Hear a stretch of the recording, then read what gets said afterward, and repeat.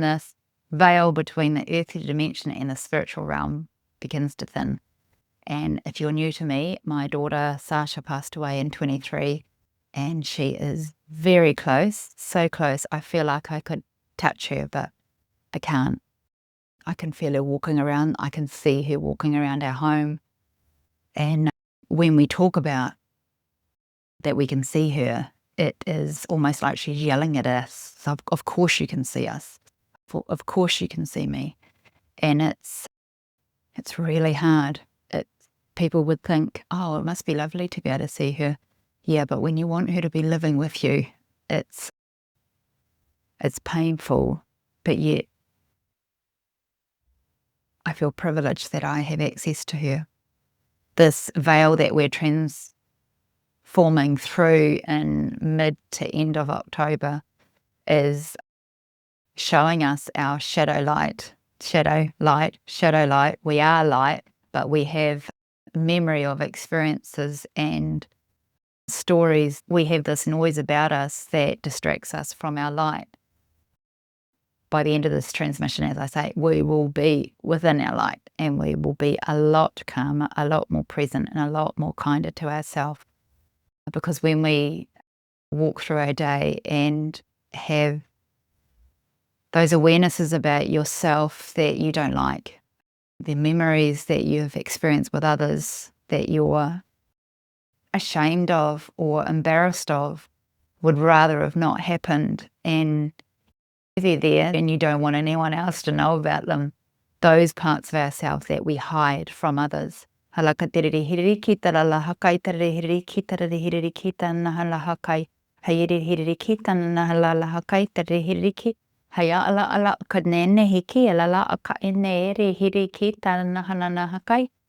hiriri kitara lahakai tara hachikadero hachikadene henehiki. Hayala lahaka anehiki rari hiriki. Hayala lahakai tari hiriki. I feel my elbow, like the funny bone, going, and it's like where you keep knocking yourself. You have those moments where you knock yourself and it hurts, but it's funny at the same time. We find it very difficult to laugh at ourselves when we are embarrassed by our actions. And when they're in this veil of light at this transmission period, October, November, it's like you just keep getting slapped with your own past. And how to acknowledge it and also be okay with yourself that you no longer are doing that, but yet they're coming up. So what part of it is, what's the story, what's the meaning, what do I need to do? You need to do nothing but let it go through. It's just a brief shadow about yourself that's drifting by. And as I say that, in early November, where we are thrown well and truly into that divide between present awareness moving and creating and past experiences leaving, and we get shown these stories so much. So in this transmission, how do we navigate the awareness of consciously knowing and seeing these stories about ourselves that are running in patterns within ourselves, but they're not us now, but they were. And then we get that conscious sitting on your shoulder, or the ego self speaking up to say that thread runs through you. There's a thread of humanity within each of us that never changes. It does change. If we shift our vibration with our self, spirit self, then that vibration has shifted. The event is still there. For me, I'm not close with my family, my birth family, and so I've disconnected myself from them, and it's a way of protecting me. And so therefore there's this massive divide of Sacha's whole life that they have nothing to do with. And this is my story. This is my grief that is speaking now as that veil of light between earthly dimension and spiritual realm, which is so thin.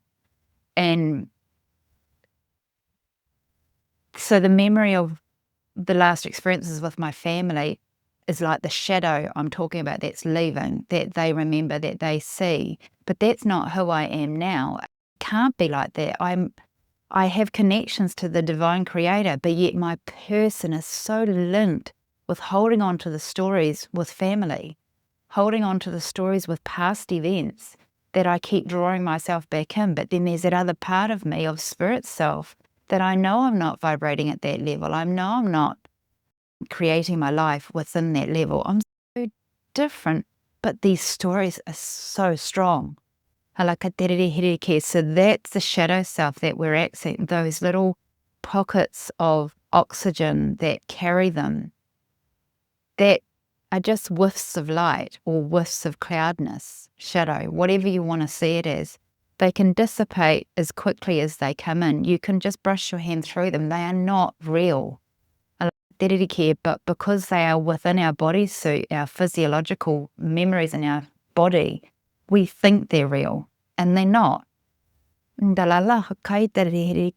I talk and as I transmit through my team, speaking my words, my self, Vicky, is getting very teary because it's that breath and sense of resolve within myself that I feel my team now, that was sitting out there before, but now they're around me and hugging me and holding me, that I'm now resolving to the understanding that they aren't real, that they're going, that they're relieving from my body.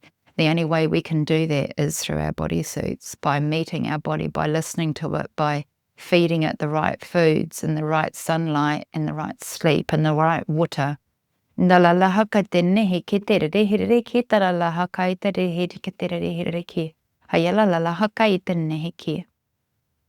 The Divine Mother, if we transmit her as Mother Mary, I'm not a religious person. I need Mother Mary around me, not as a religious figure, but as a mother who's lost a child.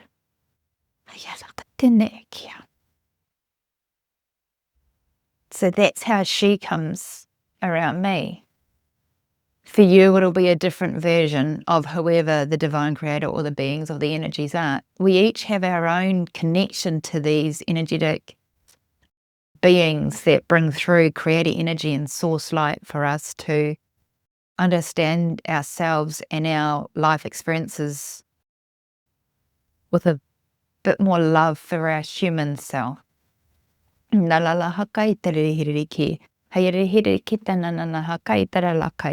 we see it as frequency, it opens it up and allows us to release without attaching to the story. The cloud, the story, the veil, the shadow is still there, but it's a frequency running through it which is true and clean and of source energy.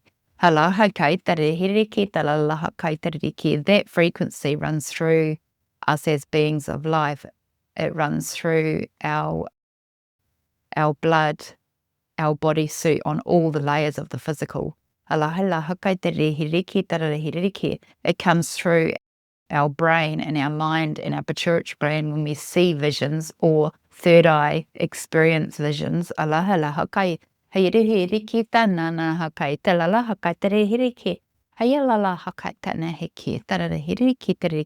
As I keep speaking and sharing my story with you and coding with the light language coming through, just allow yourself to soften and let go the coding, that the blueprint, the blocks of 3D creation that you've experienced now, to just break apart, and not to fall everywhere, but just to break apart so there's a wee gap between them, so that new frequency, new light, the individual building blocks of ourself can be cleansed and spun and recalibrated with the coding that comes through with the words, with the coding that comes through with the light language. So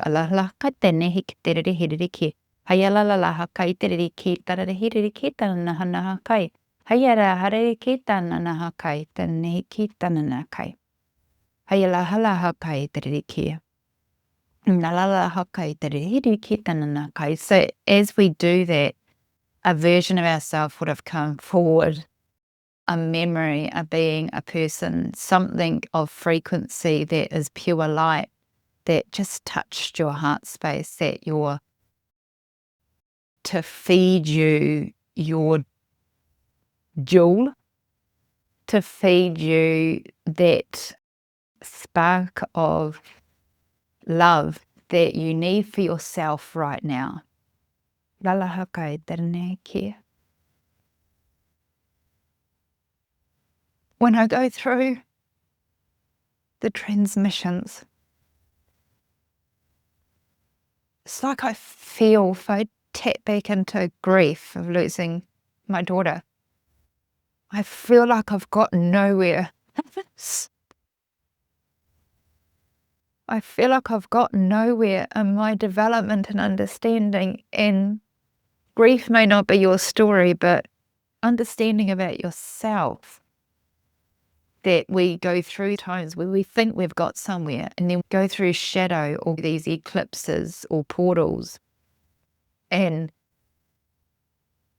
we're so overcome by it as if it is happening right now, right near now, as raw as it was then. But it is a different time, it is a different experience.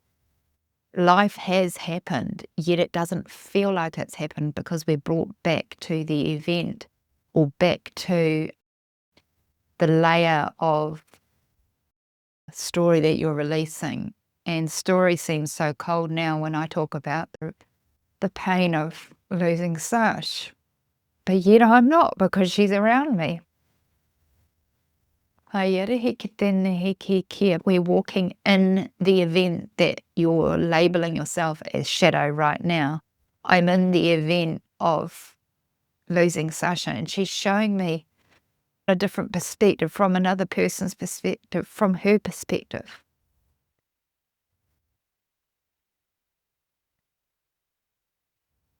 I haven't talked a lot about our experience with that time because it's for no one else to know about, really. Protecting of myself and the needing to keep it private. I'm a very private person.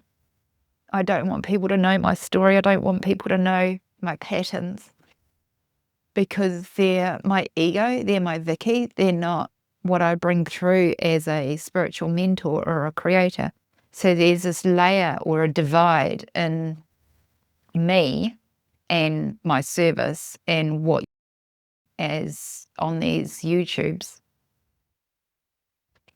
It can be seen as shadow work when I hide that from you. Is that protective state? Is that hiding the truth? When I tap into that, the coding that we just went through maybe a minute ago, where we break apart to the building blocks of ourself, that pattern no longer resonates. It's cleaner, clearer, aligned, because the building blocks were shattered and pulled apart so that they could be spun and recalibrated. Like the DNA strands of ourselves, we're seeing them as a 3D vision because we're very 3D in the shadow work, in the light and the dark that we experience ourselves, that we hide from ourselves, that we don't want other people to know about. So we're breaking them apart so that when you come back into the reality of your truth and understanding your truth for how you are, how your spirit sees you. Spirit for me is my spirit self. And as I go further through my grief and living without Sacha in the physical, she seems to get further away from me, my spirit self, because I am trying so hard to stay back in the time where I had Sacha. So I am just a shadow of myself, or a veil of myself, living this life. Even though I can still perform, I can still do my transmissions, because that's light.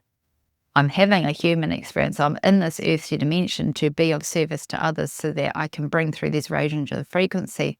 But my human experience in it is a shadow of herself that is no longer living a life. They talk about grief as if you're floating adrift.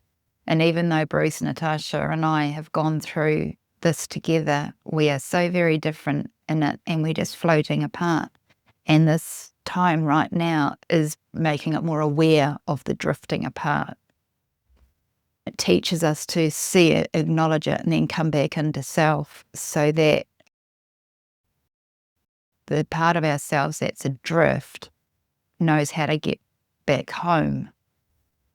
And coming back home is where none of us want to be, because a piece of us is missing. So we're determined to stay adrift. We're determined to float along in this shadow life of ourselves, because the reality of it is just too hard. So we don't really live. It's such a shame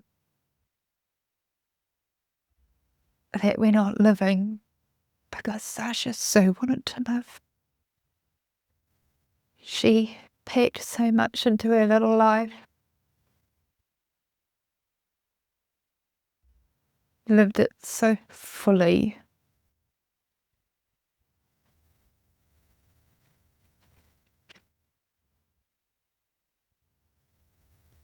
Such fun and joy and creativity that she had running through her that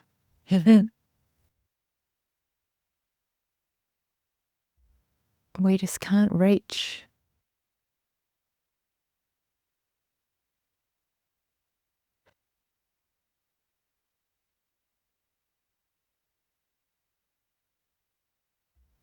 I feel her saying, I wished you could reach it, Mum.